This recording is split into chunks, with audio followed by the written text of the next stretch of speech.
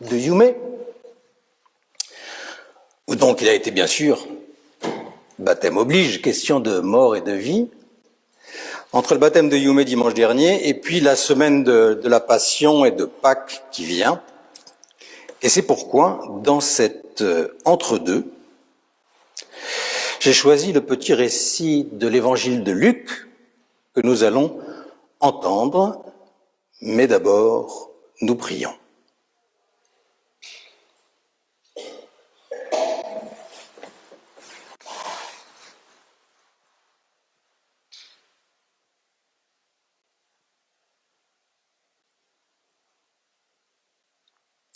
Seigneur, fais passer notre lecture de la mort à la vie, de la lettre à l'esprit.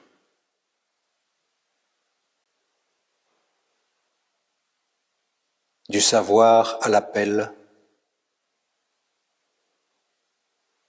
de l'habitude à la nouveauté de vie.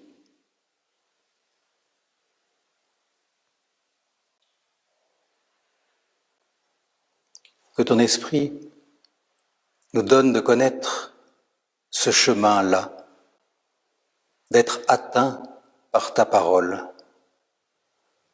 d'en être témoin aujourd'hui. Nous t'en prions. Au nom de Jésus-Christ. Amen. Et nous écoutons Paul nous lire dans l'évangile de Luc au chapitre 7, les versets 11 à 17. Jésus se rend dans une ville appelée Naïn. Ses disciples font route avec lui, avec une foule nombreuse. Alors qu'il rejoint la porte de la ville, on était en train d'emporter un défunt, fils unique de sa mère, qui était veuve. Une foule conséquente de la ville était avec elle. En la voyant, le Seigneur est remué aux entrailles pour elle et lui dit « Ne pleure pas ». Il s'approche et touche le cercueil. Les porteurs s'arrêtent. Il dit « Jeune homme, je te le dis, éveille-toi ». Le mort s'assied, se met à parler. Il le donne à sa mère. Une crainte les saisit tous. Il glorifie Dieu en disant « Un grand prophète s'est éveillé parmi nous, et Dieu a visité son peuple. » Cette parole à son sujet se répand dans la Judée tout entière et dans tous les environs.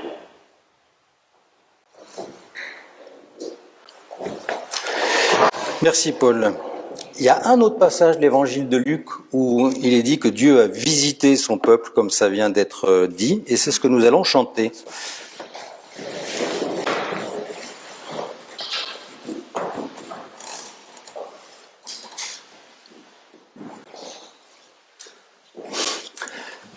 Je ne sais pas si vous partagez mon impression, mais il me semble avoir toujours entendu que nous étions en période de transition.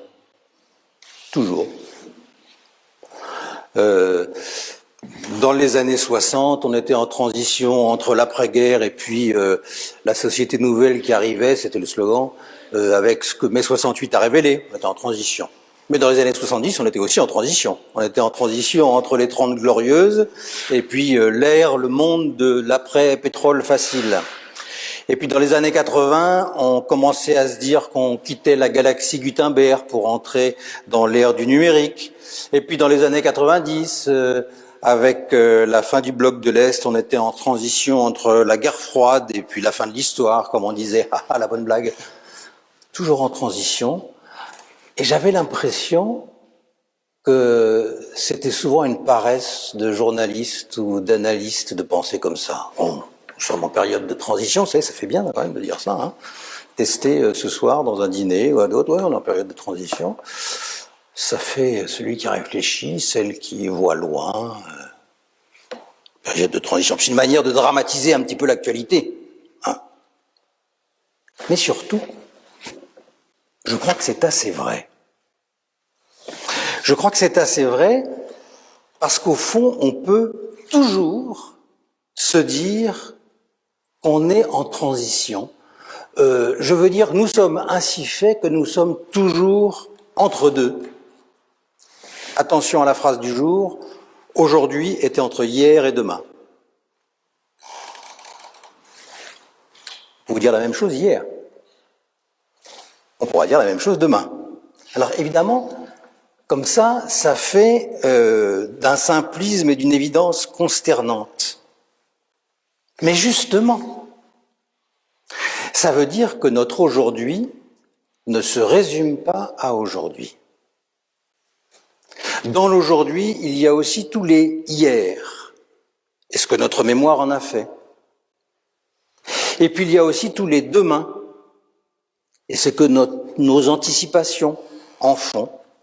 Pour reprendre l'image classique du sablier, aujourd'hui c'est le petit endroit étroit entre l'énorme renflement d'hier et l'énorme renflement de demain. C'est le passage d'un réservoir à l'autre, chaque jour. Le passage d'un réservoir à l'autre, et nous le savons. Nous en avons conscience. Et c'est ça qui est important. Parce que le temps passe, que les jours se succèdent, que le temps avance, c'est une chose qui s'impose à toute la réalité minérale, végétale, animale. Mais que nous en ayons conscience, ça c'est proprement humain. Et quand je dis que nous sommes toujours entre deux, donc je ne pense pas simplement à ce sentiment que nous éprouvons, par exemple, on est entre le réveil et le déjeuner, ou on est entre la semaine qui s'achève et celle qui va commencer, ou on est entre l'hiver et l'été, ou on est entre deux générations ou deux périodes historiques. Quand je dis que nous sommes toujours entre deux, plus qu'au sentiment qu'on en éprouve, je pense, oui, à cette espèce de conscience qui marque notre condition humaine. Nous savons que nous sommes entre deux, et au fond, nous savons que nous sommes entre notre naissance et notre mort. Notre naissance, elle est passée, et nous nous en éloignons de plus en plus. Et notre mort, elle n'est pas encore là, puisque nous sommes vivants, mais elle est déjà là parce que nous avons conscience qu'elle vient, quand nous y pensons. La mort est déjà dans notre vie. Elle nous travaille déjà. Et donc la mort, c'est bien plus que la fin de la vie. Il me semble que on peut la décliner, la mort, sous trois aspects, ou l'envisager d'un triple point de vue. Bon, d'accord, et c'est le plus évident, la mort, c'est le décès. C'est la fin de la vie biologique. Je ne m'y attarde pas. Mais la mort, c'est aussi, deuxièmement, la solitude. Parce que la solitude, c'est la conséquence de la mort des autres. Lorsque quelqu'un avec qui nous étions en relation décède, ce qui arrive à cette personne, c'est le décès. Ce qui nous arrive à nous, c'est une solitude plus grande. La solitude, c'est le prix que nous payons à la mort. Dès maintenant. Et évidemment, plus la personne qui décède est proche, plus ce prix est élevé. La solitude nous atteint par cette rupture des relations qu'est le décès de ceux qui nous sont proches, et puis elle nous atteint aussi par la rupture des relations que sont le rejet ou l'oubli, le rejet des autres. Et vous entendez que le rejet des autres, c'est quelque chose qui peut se comprendre dans deux sens. Le rejet dont je suis l'objet de la part des autres et le rejet des autres dont je suis le sujet. Le fait que je rejette les autres, ça arrive. Les autres me rejettent, je rejette les autres. En général, c'est le fruit de la peur ou du mépris, et ça rompt les relations. Et puis, l'oubli des autres aussi. Et là aussi, ça peut s'entendre dans les deux sens. Les autres m'oublient et j'oublie les autres. Souvent quand ils ne me sont d'aucune utilité. Et le visage le plus évident de la mort, c'est le décès, mais le deuxième visage de la mort, c'est la rupture des relations. Quelle que soit la cause de cette rupture. C'est la solitude qui détruit. Et puis il y a un troisième visage de la mort, bien plus ténu, mais plus sournois et quotidien. La mort, c'est le jamais plus. Jamais plus je ne connaîtrai l'enfance. Jamais plus je ne connaîtrai le temps de la rencontre de mon conjoint. Jamais plus je ne connaîtrai ce petit matin qui m'avait ébloui avec le soleil qui se levait au-dessus de la brume. Et j'étais resté en arrêt. Jamais plus. Jamais plus je ne tiendrai mon enfant nouveau-né dans les bras. Jamais plus je n'éprouverai l'émotion de la découverte de ce tableau, ce film, ce roman, cette musique. Jamais plus. Et la liste de ce qui est ainsi irrémédiablement perdu, la liste de ce qui ne reviendra pas, elle augmente chaque jour.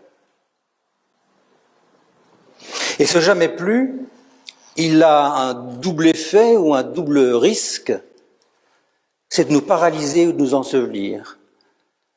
Il risque toujours, ce jamais plus, de nous paralyser devant l'avenir. À quoi bon faire tel projet? À quoi bon avoir telle nouvelle relation? Puisque un jour, je dirai à nouveau jamais plus.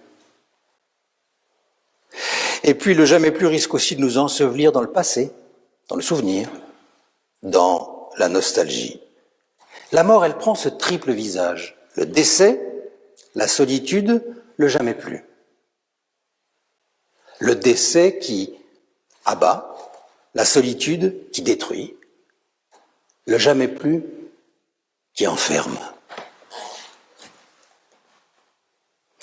Et dans l'entre-deux, où la conscience de notre condition humaine nous place, c'est ainsi que la mort fait son œuvre, jour après jour, et qu'elle nous ronge, nous, les vivants.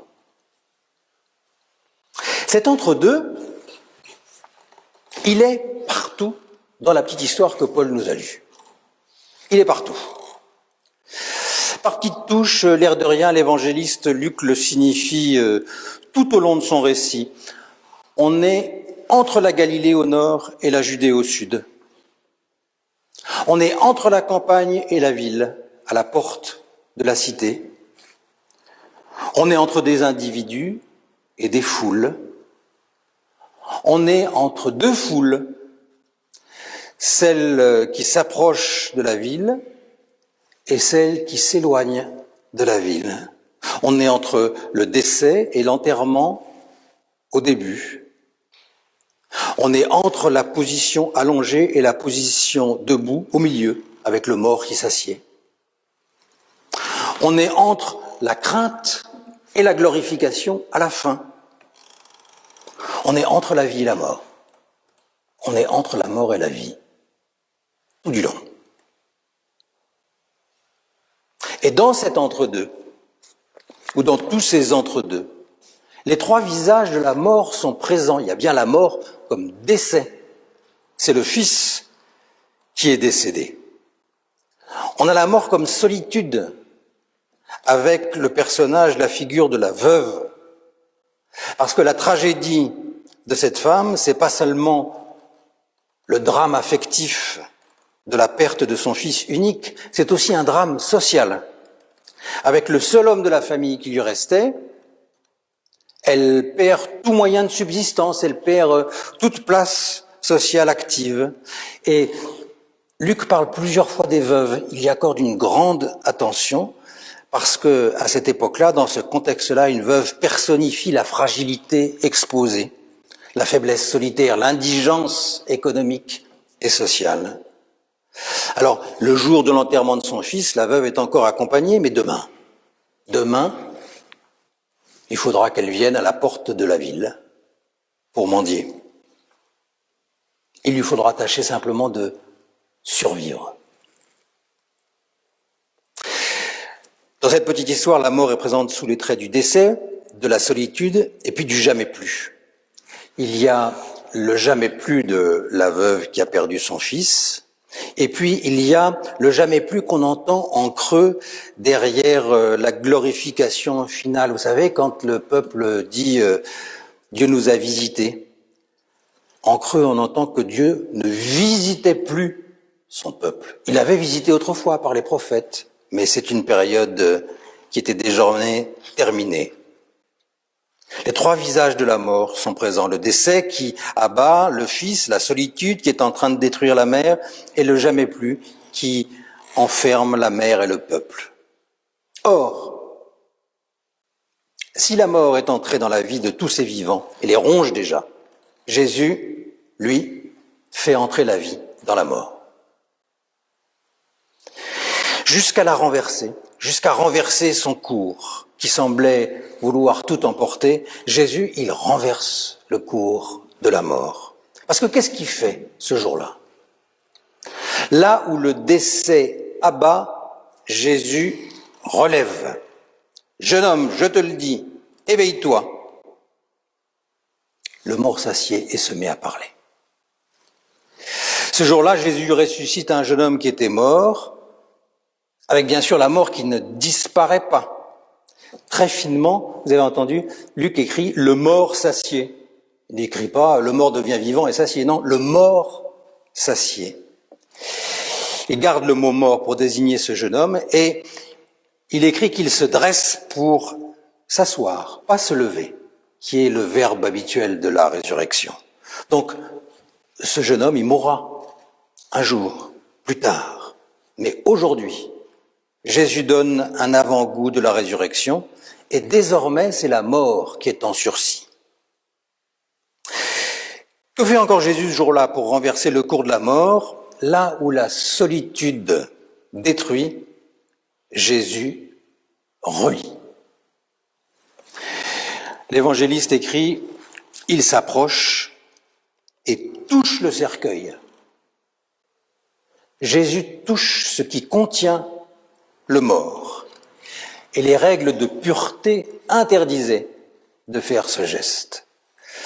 Mais lui le fait parce que les règles de pureté séparaient, mais Jésus relie. Et après avoir relevé le jeune homme, il le rend à sa mère, dit le récit. Jésus relie le jeune homme et la veuve. Et ce faisant, il relie la veuve à la vie sociale. Et il relie même, Jésus, les deux cortèges. Bien sûr, toute cette foule se dispersera, le moment venu, c'est momentané. Mais ce jour-là, les deux cortèges, le cortège qui accompagnait le vivant qui s'approche de la ville, et le cortège qui s'éloignait avec le mort de la ville, les deux cortèges se rejoignent et deviennent un seul.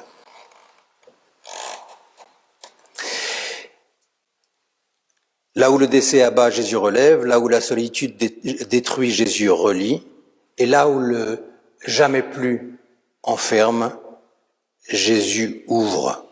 Un grand prophète s'est éveillé parmi nous, et Dieu a visité son peuple. C'est ce que dit la foule après, à la fin. Et donc non seulement le jamais plus que vivait la veuve à cause de la perte de son fils est effacé, mais beaucoup plus largement, le jamais plus de l'absence de Dieu, éprouvé si fortement par le peuple, ce jamais plus-là, il est balayé. Dieu visite son peuple. Bien sûr, le peuple se méprend un peu en utilisant la désignation de prophète, qui est ambiguë à propos de Jésus, mais les clarifications viendront. Mais c'est que seul Zacharie avait éprouvé, on l'a chanté tout à l'heure, tout le pays des Juifs, là, tout le pays des Juifs, dit l'évangéliste, toute la Judée, en résonne maintenant, Dieu visite son peuple. Là où le décès abat, Jésus relève. Là où la solitude détruit, Jésus relie. Là où le jamais plus enferme, Jésus ouvre. Et il le fait souverainement. Je veux dire, ce jour-là, il agit de sa propre initiative. Il n'y a pas de demande, ni appel, ni cri, ni prière. Il y a le Seigneur, remué aux entrailles, précise Luc, remué aux entrailles pour la veuve, qui vient renverser le cours de cette mort qui ronge les vivants. Jésus vient renverser le cours de la mort. C'est un petit texte très bref qu'on a entendu tout à l'heure, mais il se rattache à d'autres textes majeurs de l'Évangile selon Luc, par exemple, comme dans la parabole du bon samaritain qu'on a rapidement entendu tout à l'heure, ou comme dans la parabole dite du fils prodigue, on retrouve ici un Dieu de tendresse qui est pris aux tripes chaque fois, Luc le précise. Un Dieu de tendresse, un Dieu qui s'approche, un Dieu qui se laisse émouvoir en profondeur.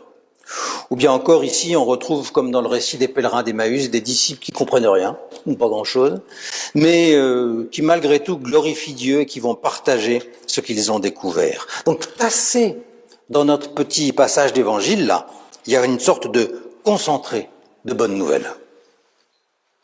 D'abord, Luc nous invite à regarder la mort en face, la mort et ses différents visages, la mort qui ronge déjà notre vie.